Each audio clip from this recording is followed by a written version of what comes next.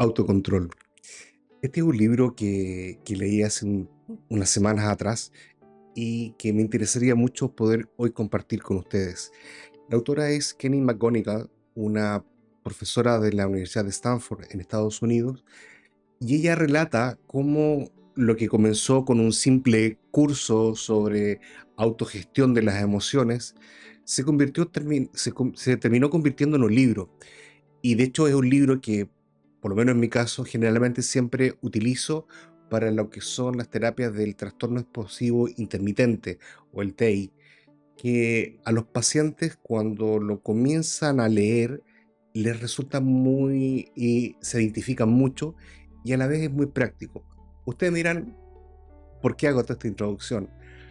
Porque creo que McGonagall lo que pone en el tapete o pone el acento es que uno muchas veces piensa que el tema de las personas que se desbordan, las personas que reaccionan violentamente, las personas que a veces son agresivas, generalmente es un tema de mera voluntad, que es un tema a veces hasta de maldad, que muchas veces dicen, "Ah, no, él reacciona así, él es sarcástico, él es irónico, o ella es violenta porque es mala, o porque en el fondo tiene malos pensamientos, malos sentimientos".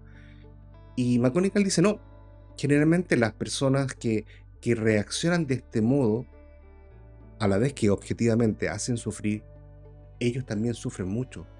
¿Por qué? Porque precisamente una de las características del TEI es que el paciente se da cuenta que después de haberse producido el hecho violento, las palabras o las acciones, le genera un sentimiento de culpa, un remordimiento que los hace muy infelices. Entonces, por lo tanto, ¿el libro para qué sirve? Y la autora nos ayuda a esto. el- y parte diciendo lo siguiente. Dice, el autocontrol parte por tenerse compasión a sí mismo, por dejar de mirar primero al otro y mirarse a sí mismo con una cierta comprensión y quizás preguntarse, ¿por qué estás gritando? ¿Por qué estás levantando la mano? ¿Por qué estás actuando de este modo? Y aquí hay una suerte también como de tips que uno siempre le dice a veces a los pacientes. Aquel que grita es porque en el fondo no se siente escuchado. O aquel que reprocha es porque muchas veces no se siente validado. No es una suerte de justificar el mal del otro, sino que de comprender por qué el otro está actuando así. Entonces la autora parte diciendo, el primer paso para sanar esta suerte de violencia interna que las personas viven es queriéndote profundamente, porque solo queriéndote vas a poder sanarte. Aquel que no se quiere no se sana. Y por eso es muy interesante que en el libro, después a lo que aquellos que les interesa se los puedo enviar o compartir.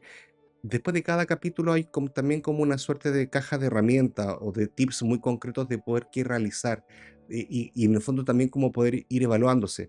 Porque el tema del autocontrol no es solo a nivel cognitivo, no es que en el fondo yo piense no voy a hacer mal, no voy a actuar mal, no voy a reaccionar mal, sino que el autocontrol es también un poco todo un juego de introspección, de retrospección y de amor propio. Porque amándose uno, aceptándose uno, reconociendo las heridas que se me generaron en el pasado y desde las cuales yo actúo, desde las cuales yo hiero, solo yo sanándolas, voy a dejar de herir a otros. Y cuando las personas entran en ese proceso de amarse a sí misma, en el fondo de conocerse a sí misma, créeme que automáticamente comienza todo a cambiar. Obviamente, de que hay ejercicios y se plantea así, de que tiene que haber un cambio de conducta y que ese cambio de conducta tiene que buscar no herir con palabras, no molestar con los gestos, obvio. Y que muchas veces los pensamientos y luego los sentimientos van detrás. Que a veces la persona dice, pero es que no me nace, es que no lo siento o no lo pienso, no importa. Hágalo. Aprenda a quedarse callada y guardarse esa ironía. Aprenda a quedarse callado y no diga ese sarcasmo, o aprenda a controlarse y no ponga esa mala cara, porque de una u otra manera la gestación de los hábitos va también gestionando lo interno. Primero es la conducta, luego nos siguen los pensamientos y créeme que en algún momento va a llegar el final de los sentimientos, del afecto. Es un buen libro, yo se los recomiendo.